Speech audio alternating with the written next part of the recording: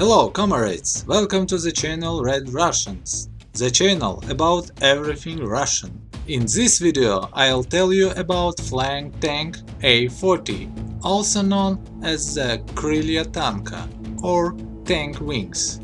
It was the first truly created flying tank of similar design in the world. After the outbreak of the Great Patriotic War at the end of 1941, the famous Soviet aircraft designer Oleg Konstantinovich Antonov proposed to create a hybrid of a tank and glider.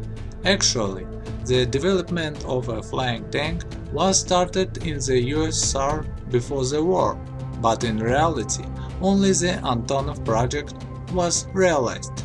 A few words about Oleg Antonov.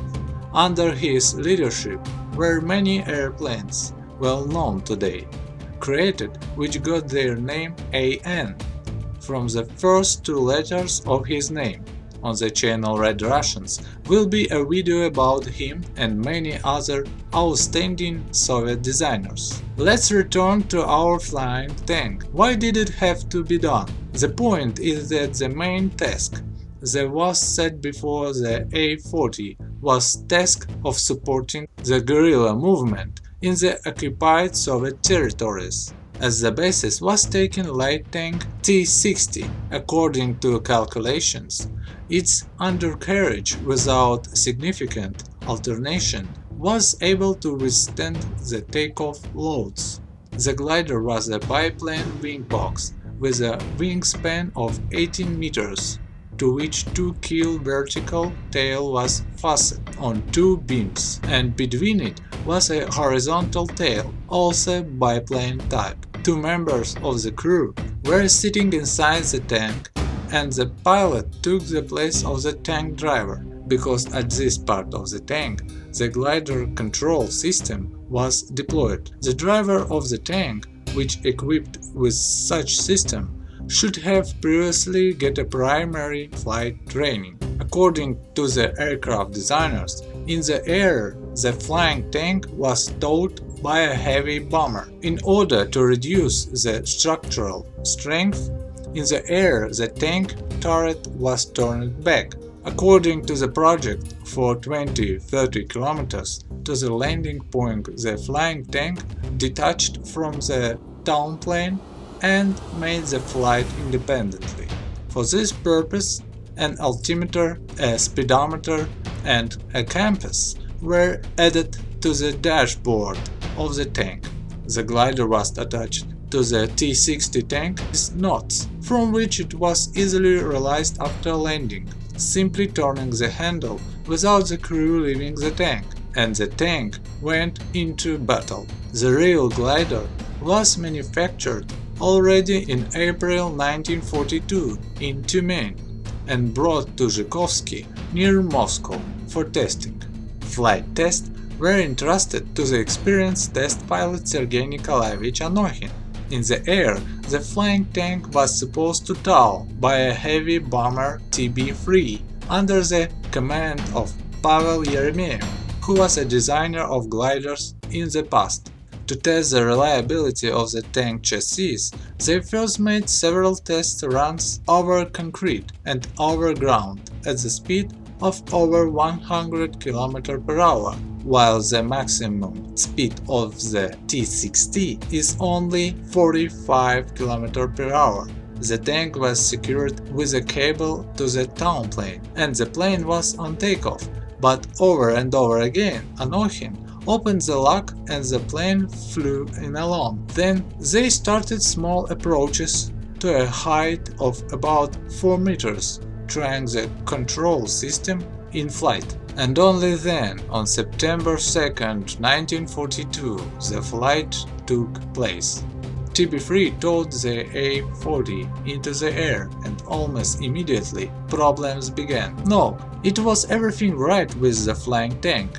The power of TB-3 engines was not enough, and they began to overheat. The plane with the glider barely reached a height of 40 meters. In these conditions, the commander of TB-3, Yeremeyev, decided to bring the glider to the area of the nearby Bykovo airfield and unhook him. Sergei Anokhin, who ran the flying tank, thanks to his professional skills, managed to successfully land. After landing, he launched the tank's engine and, without losing the glider, slowly moved to the command post of the airfield, where, without being warned about the forced landing of unusual apparatus, the chief of aerodrome alarmed the anti-aircraft battery. Then the test pilot got out of the tank. He was detained by a Red Army man. The incident was closed with the arrival of the rescue team of the creators of the flying tank. Third, the tank reached the base on its way. So, the first and last flight of a flying tank ended.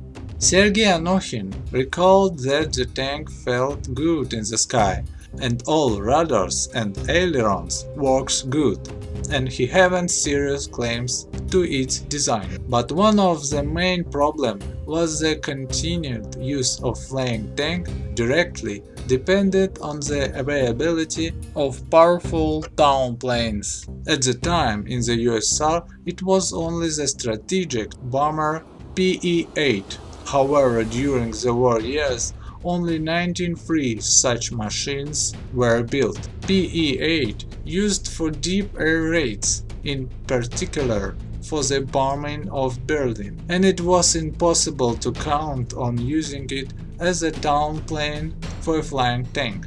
Further flight test of the flying tank was ceased. We can say that the project of the flying tank A-40 has become an important milestone and precursor for the further development of military transport aviation. The first and last pilot tanker, Sergei Anokhin, mastered about 200 types of aircraft and gliders, tested 30 types of aircraft during his service, and in 1953 was the testing of manned analog of the cruise missile KS Comet. He was awarded the title of Hero of the Soviet Union. He was also awarded the Stalin Prize of the second degree. That's all, comrades! Subscribe to the channel Red Russians and click the like button. A lot of interesting things ahead.